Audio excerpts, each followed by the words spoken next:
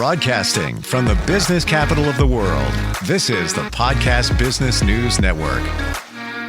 And welcome back, everybody. He is a valuable resource when it comes to our children, and that is partly because he spent many years as a psychologist, specifically in the Reed Union School District in California, and brings a wealth of knowledge in dealing with literally decades of dealing with children and their psychological challenges. And also with that, he's been a resource for people looking to get into psychology and working in schools in that career path. This is Good Advice Helps with Dr. Allan Gold, who is back with us. Allan, how are you doing today?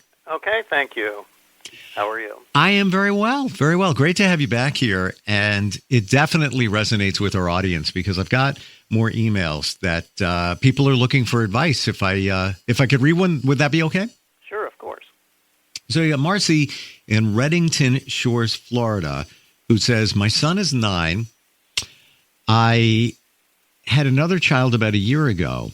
I feel my son resents his baby sister. He seems bitter and sometimes upset. How can I reassure him that he's loved the same way? Excellent question, and not unusual. The best age difference is for siblings is about 1 or 2 years because they get used to them.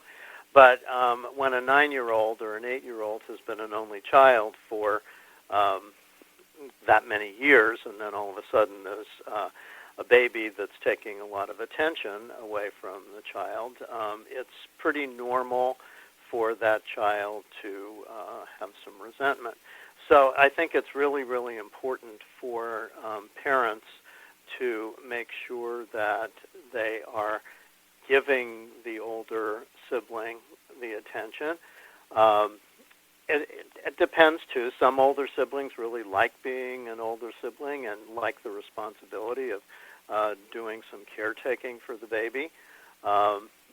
So, in that case, it's an easier job.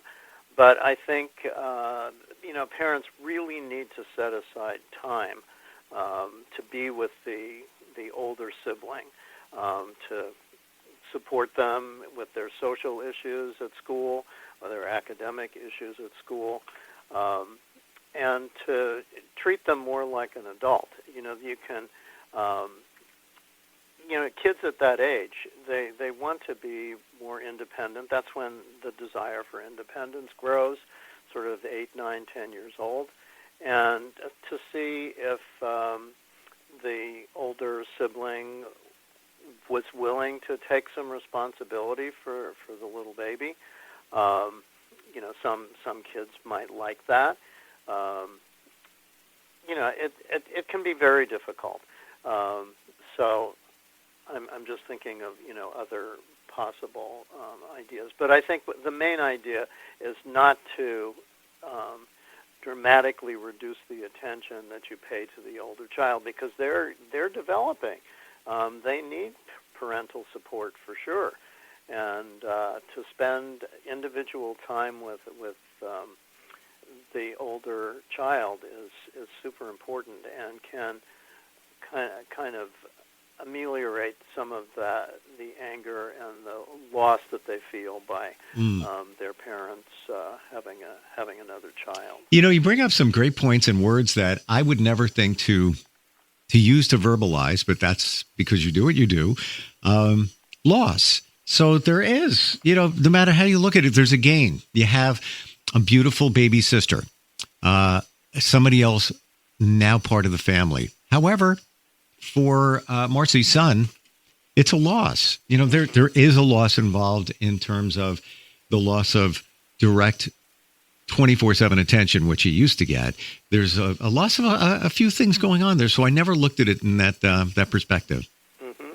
And I think for the parents to, and I would say this for all parents anyway, but to really look for behaviors to complement in the older child, and just to say, boy, Jimmy, that was so helpful when you, put the vacuum cleaner away or something like that. I really appreciate it. And, in some ways, sometimes kids need to be rewarded for helping out with the sibling. I mean, not all kids need that external reward, but some do, and it might be increased allowance if they're helpful with the little baby. It could be. Well, I don't want to really recommend this, but it could be in these days a little more computer time. That depends on how addicted the kid is to the computer and video games and all that. But even just a little more, some kind of like an ice cream cone. Hey, let's go out. You've really been good to your sister today. Why don't we go out and get an ice cream cone together? So it takes some manipulation, and it's really hard for parents too, because so much of their attention is on, changing diapers and making sure the little baby isn't crying and they get their sleep and all that sort of thing. And in some ways too, the parents need to be realistic with the older sibling. When you were this age, sweetheart, we needed to spend a lot of time. I hope you understand it doesn't mean for 1 second that we love you any less.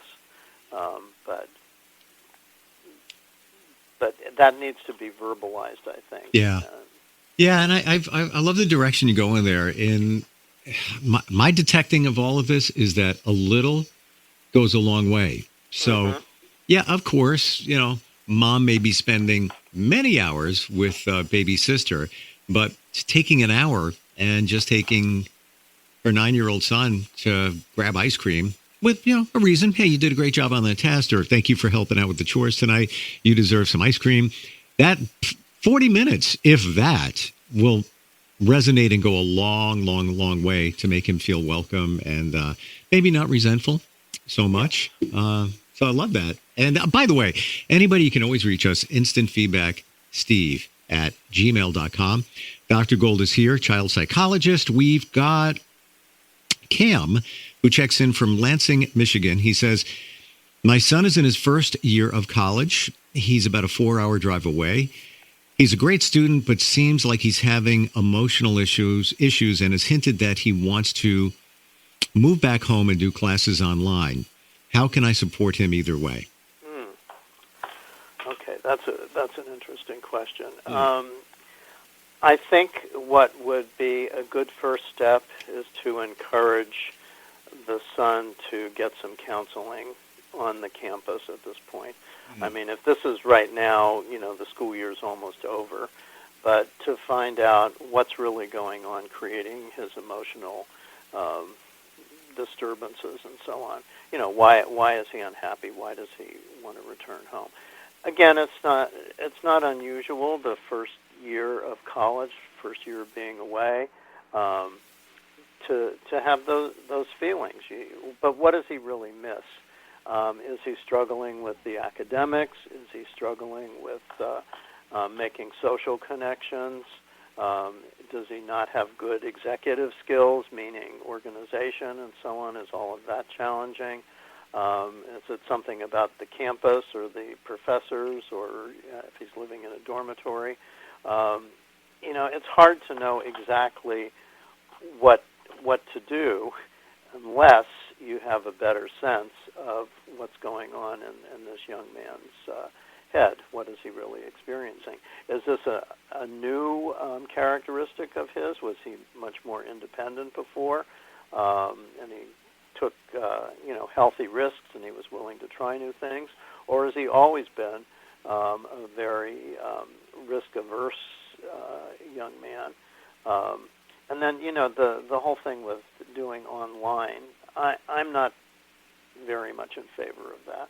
I mean, I think it's so much more, during the pandemic, it was obvious that needed to be done. But to be interactive with other students, with the professor, it's very isolating. So I wonder if this young man really does have social problems and things like that, which made him want to come home and just be alone and isolated. There's so much more benefit to being in college and interacting, and not just learning from your professors, but learning from everything that goes on the campus. I mean, I was at University of California in Berkeley in the 1960s, and while I loved school and I learned tons, I think I learned more from just participating in anti-Vietnam War protests and free speech movement and all those kind of things that I was exposed to just because I was on campus, and then meeting a whole bunch of people in dormitories and housing, and so I strongly recommend that this young man do what he needs to do to stay on campus. Yeah, I was going to ask you that. It seems that unless there's something major going on and Cam's son is just fighting a tooth and nail and just doesn't want to be there, he should be encouraged, we'll just use that word, right, to stay on campus. And maybe it's just something, I don't want to say as simple as, but maybe he is feeling homesick. And maybe, something, maybe more frequent trips home or something like that, just to find a way to make it work. Yeah, and what kind of contact would make him feel better? I mean, when I was in college, contact was very limited. I used to call my parents. I mean, they were just across the bay in San Francisco, but I'd call them once a week, at a payphone for a dime. Now kids have telephones all the time. Sure. They can, if he really is homesick. But I think having him, giving him the opportunity to delve deeper to see what's really going on. What is he really missing? Why does he want to be home? Answering making a decision about what he should do.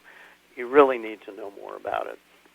With everything that you've done over the years, and many decades, Dr. Golden, in helping children navigate school and much more, what do you feel were some of the more challenging situations? 10 students that required some attention. What did you personally find the ones that, this is a little more challenging for you personally? Well, for me personally, and what I was trying to do, the kids who wouldn't talk about what was going on, because communication is so vital. And, like I was saying with this college student, unless you really know what they're emotionally experiencing, it's really hard to come up with a reasonable and appropriate intervention. So I found the hardest kids to deal with, regardless of their situation. I mean, some kids handled divorce and death, even death of a parent. Some of them would handle it very well because they were willing to talk about it. The ones that I found the most challenging would be the ones that inside, would say, why. I'd ask a question, why do you think you're this way? I don't know. They're not willing to probe their own feelings or acknowledge their own feelings or try to understand. Most kids would, but some didn't. So I would say the ones that are the most challenging for me were not necessarily based on the situations. Now, if a kid were being abused and they told me about it, obviously I would have a ton of empathy for them, and we'd have to try to figure out what to do. But it's sort of the lack of knowledge that makes problem solving and helping somebody so much more difficult, because you really don't know what's going on. You have to use your intuition, make guesses, offer questions, and I often did that. If a kid wasn't telling me what was really going on, I would say, well, is it this? Is it this? Is it this? And that would a good part of the time. No, it's not that. No, it's oh yeah, it is kind of that. So rather than forcing them to articulate it themselves, you can make suggestions and hope that something clicks with them that explains why they're feeling the way they are. How were you able to for lack of a better description, get it out of kids. If they're kind of closed, not really revealing too much, what would you do in that situation? And, I bring that up because maybe that's a tip for parents as well.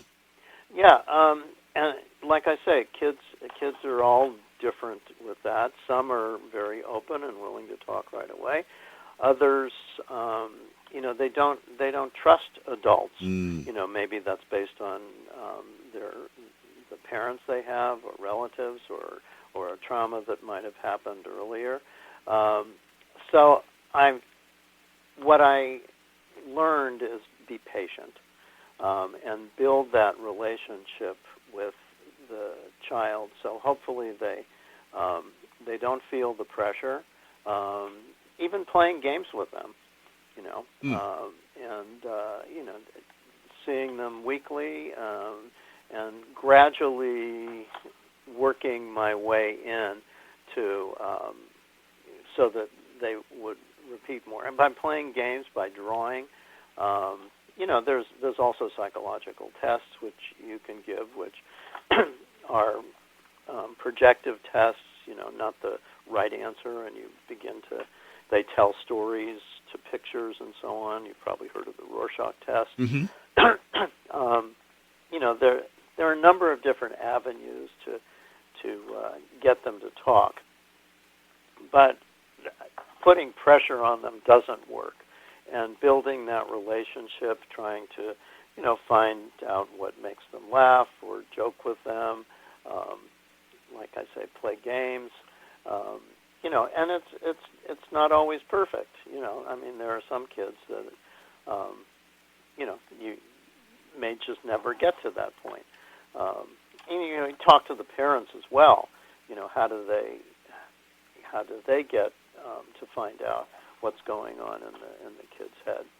It's like any job. You can't be perfect, and it's a very good question you're asking, and it's not. I think I was mostly successful. I could probably say that probably a handful of kids over 47 years that wouldn't talk to me eventually, and it's also role models too.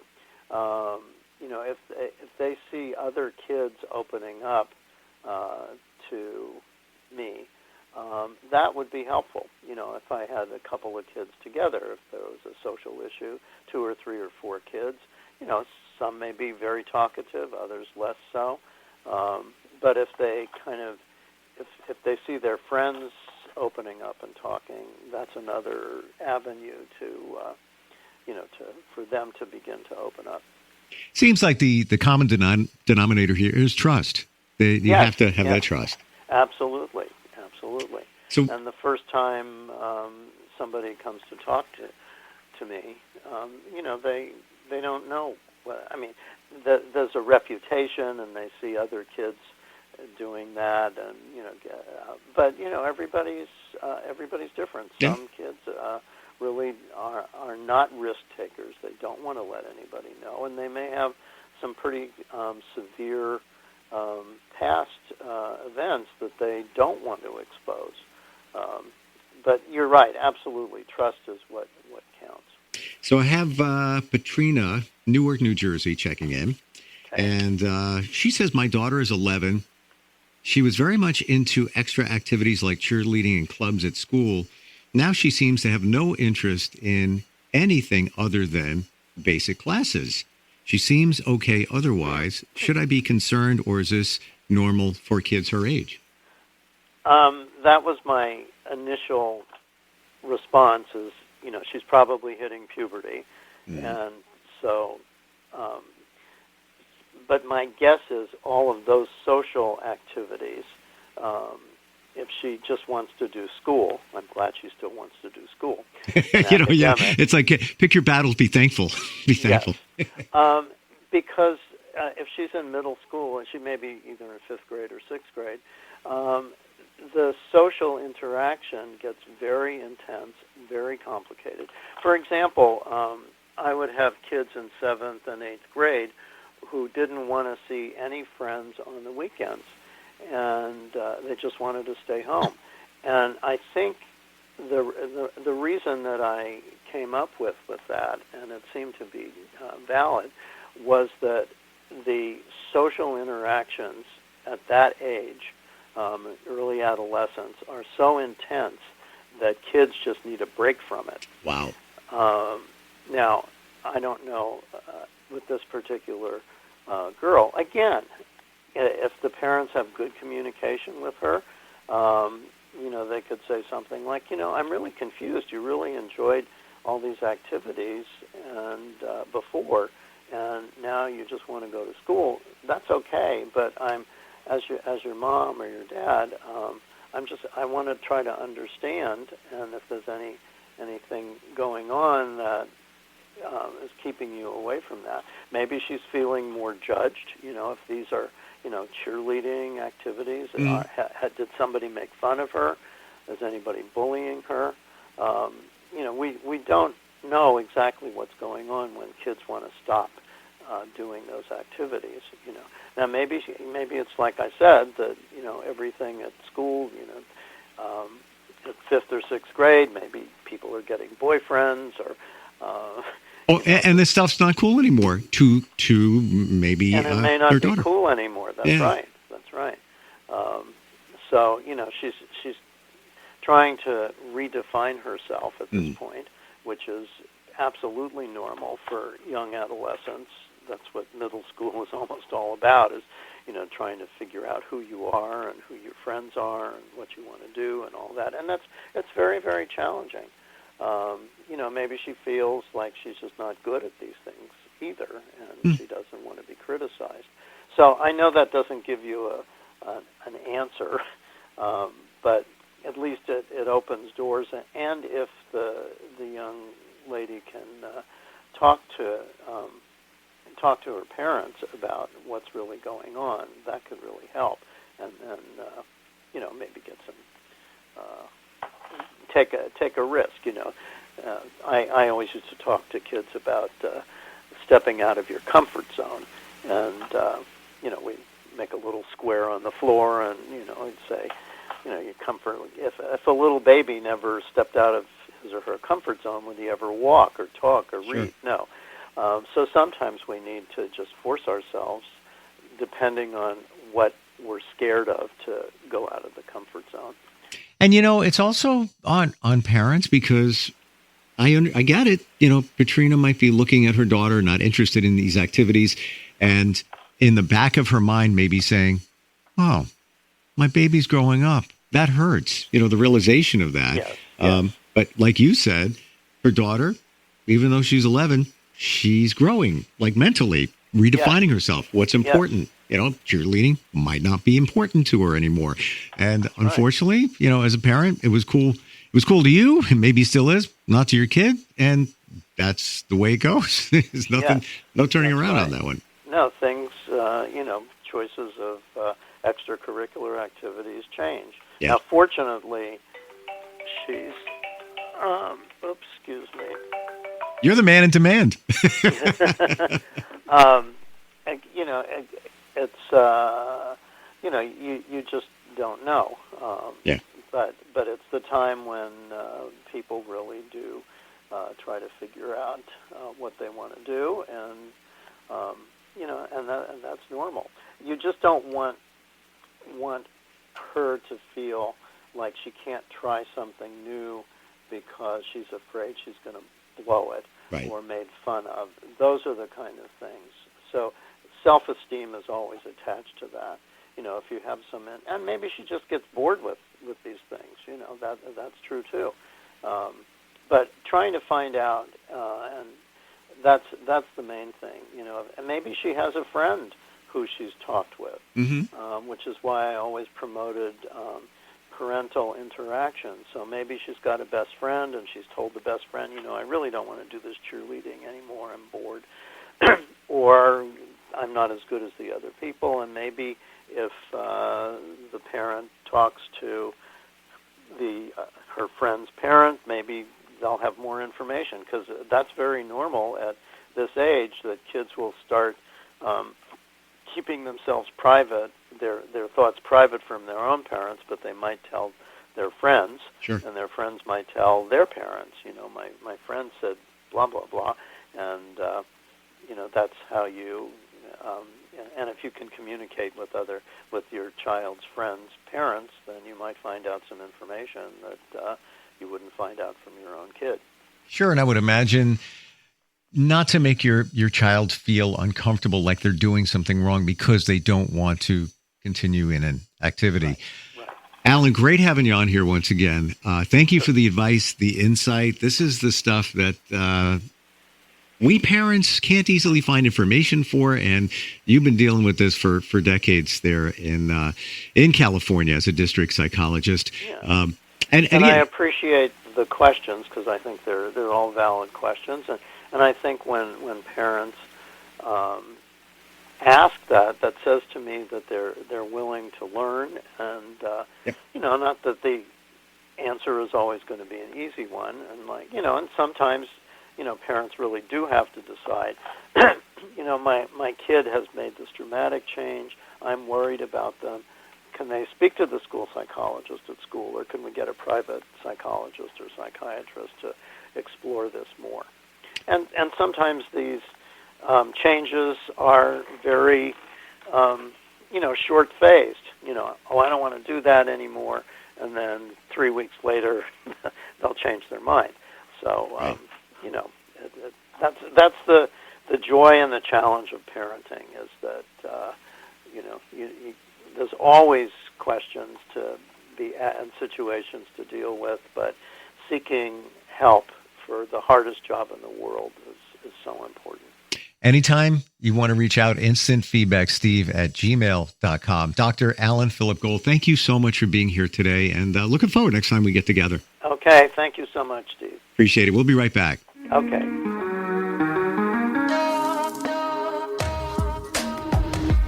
Broadcasting from the business capital of the world, this is the Podcast Business News Network.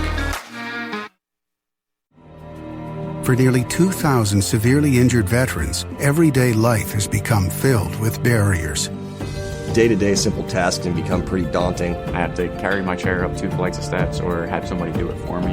What scares me the most is just the falling. When I'm struggling with my house, I think, to have that one great barrier just knocked down, it's crucial. Home for Our Troops is a wonderful nonprofit that builds a mortgage-free, fully adaptive, handicap-accessible house. And there's no catch. It'll be our very first home that we've ever owned. This is a game changer. This is where your life begins again. We need you to join us in completing this important mission. Please visit hfotusa.org and help build homes and rebuild lives. Because of you, everything's going to be okay.